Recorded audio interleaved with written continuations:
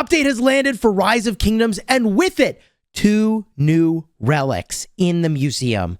We've got a relic for Tommy, and we've got a relic for Edward of Woodstock. So does this make them more relevant?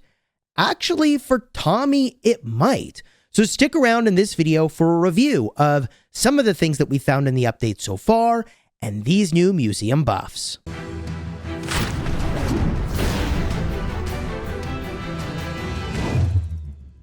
Hello, my friends, and welcome back. I'm Chisgule Gaming, and as those of you who are subscribed to the channel know, I like to release videos as soon as things land in game. And these 2 museum buffs actually landed in the game before the update that happened last night. So we've got now a Tommy buff and an Edward of Woodstock buff. I have wanted these for quite a while. And my fear is like, are these even still relevant? So for Edward of Woodstock, I have seen people say that they are able to use him and get good results. I've never had that experience, ever. So 10% more defense and 150 more damage factor on the active skill. Does this move the needle for Edward of Woodstock? And if we just look at his damage factor, oh no, I just don't think it's relevant. I really don't. Here's Edward of Woodstock, and if we get a look at his skills, okay, he does 2,500 damage factor, but it's a 1,350 rage requirement.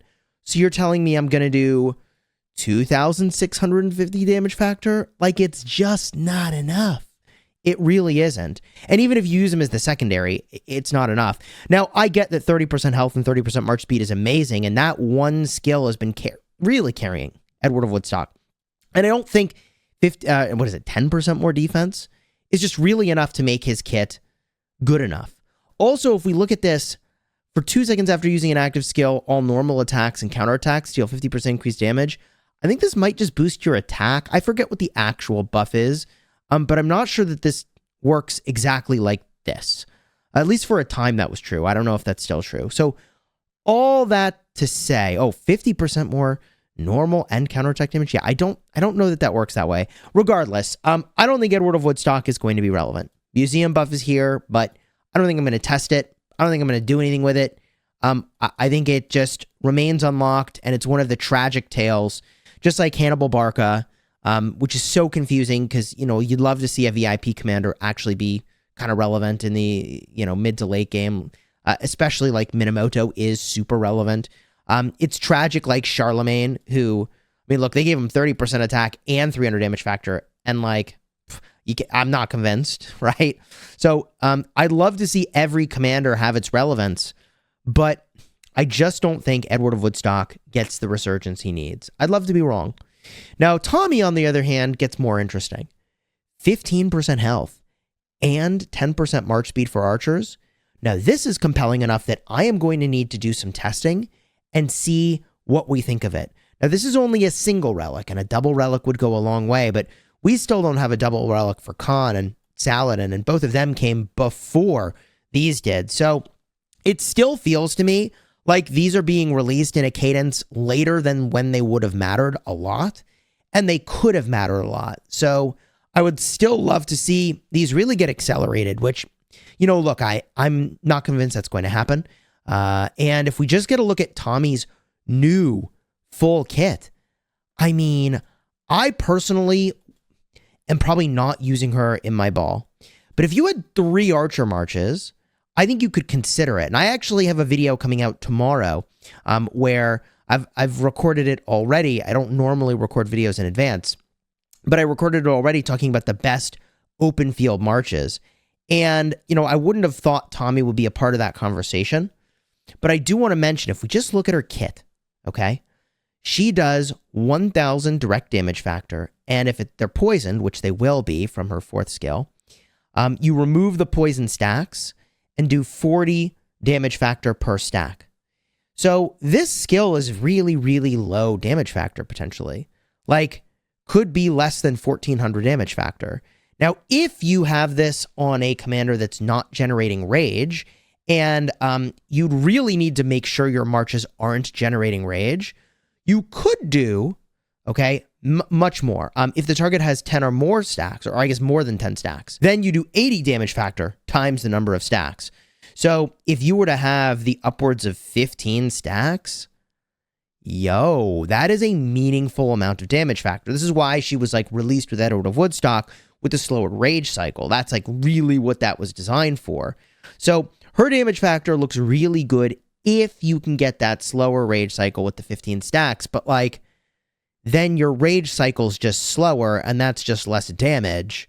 So it seems cool until you actually think about it, and it's like, wait, so the damage here still kind of sucks because that means a 15-second rage cycle, which actually kind of sucks. The only upside is that you are leaving a nice debuff onto the target.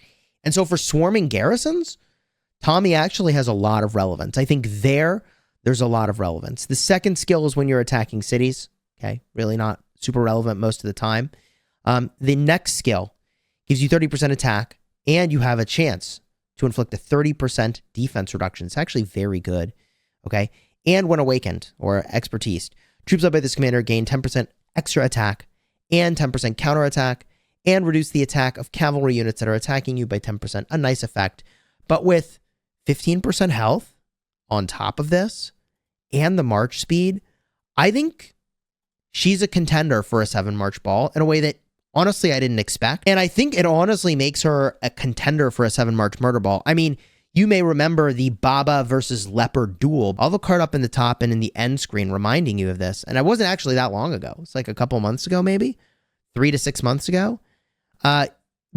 We saw Baba bring in Tommy as a very technical play for the 7 March fight, and it worked beautifully. It led to Baba winning, ultimately. So I think that technology is actually very strong, and we may see Tommy be a bigger part of a 7 March configuration, and could be very strong. Now, the next major feature I want to get a look at is related to armaments, and I suppose it's not that major. It's a sorting function. So if we go in, we look at armaments, and I'll click over here. We want to do a search. Now I can search by the unit type and then the attribute. It's a nice change. Small, but meaningful. So I select Archer, and now I want health. Now it's sorting by Archer health, and then I add defense, and it's searching by the two of them with health, then defense as the prioritization, which like, ooh, hey, I didn't realize I had that nice armament. Okay, let's go. If only I had an inscription to put onto it, right? And if we go get a look here, are there any new city themes or cosmetics to look at? If I scroll all the way down, sometimes I forget to check this. The Sacred Sanctuary. I don't think this is new. How do you obtain this bad boy? The question mark. Special Greece city theme from the Greece event series. How did I not... Did I do something wrong? How did I not get this? Did I just not decide to not buy it? Kind of weird. So anyways, I don't see a new city theme. Although we are expecting a bunch of Halloween cosmetics and events coming really soon. So that'll be right around the corner. Oh, dang. I forgot about this 1V city theme. That's actually pretty cool. The Grand Prix winner. Grand Prix is coming up, by the way. It's going to be really hype. And presumably, they'll have a really badass city theme coming out. Looks like this. Ooh, the name showing up above it. Anyways, let's go to the mobile update, which might be much more significant than anything we've even talked about so far. So here we are in the mobile app, and I feel like this is new. Keep me honest, but if I send my troops out, now there's this multi button off to the side. So if I bring a couple of these marches out, what happens here? So normally, if I just double tap the side, it selects everything, which is really not good. I've got a march that's somewhere else. It could be going to get a rune, which is often the case, or in this instance, it's at the Ancient Ruins. So here we are. Oh, that march got sad-faced at the Ancient Ruins. GG. So if I want to control my marches, but like not include this one march, double tap doesn't work. So if I go to multi, now I can select the marches and use them. And not only can I use them, but it looks like I don't have to constantly reselect them, which is also a really big deal. This to me seems very, very, very good. You got to understand the player flow before was quite weird. You would double tap, then move them. and then they would get unselected, I think, and then you would just double tap again, and then move them and target. So you're constantly like, select the troops, do the thing, select the troops, do the thing, select the troops, do the thing. And so you were endlessly behind what a PC player could do. But now, look, this seems, am I crazy? This seems way better to me. This seems so good I might consider, no. Would I consider playing on mobile? I might actually. It's so weird, but I might consider fighting on mobile because, okay, now the marches are selected. I drag and drop, drag and drop, drag and drop. It's not all this tappity tap weirdness that you got to do and click weirdness. Like, this just actually seems better than PC now. I know that sounds really weird, but like, to say it's better than PC is almost like heresy. But like, how can I explain this? In PC, there is weirdness. Sometimes you think you've clicked on something, but you haven't. And right-clicking is weird. For some reason, the reticle, the targeting reticle, the little clicker, the pointer is just like, I don't know why. I've never misclicked more in my life. And like, this feels actually somehow now smoother to send my troops forward. The only thing that's a little bit weird is I still need a back button. That's actually the one thing that's missing here, is like, what I want is like my right hand to be on the right-hand side, sort of covering the troops and doing the drag and drop. And on the left-hand side, I actually just want a single button I can push, like right by this like search option right over here, right? So you think about how you hold the thing. I want the one hand to be kind of swiping and moving the troops. The other, I want a retreat button. That's what I want. I want a retreat button right here. Honestly, I almost want to just remove the search button, right? So that I can hit something. Oh, see, got a multi-select. See, and that's the problem. That's always been the case. So this to me feels like a huge step in the right direction. Pardon me, I've had this like lingering cough. Yeah, all I need is a back button here, and I think you've got something that is really, really good.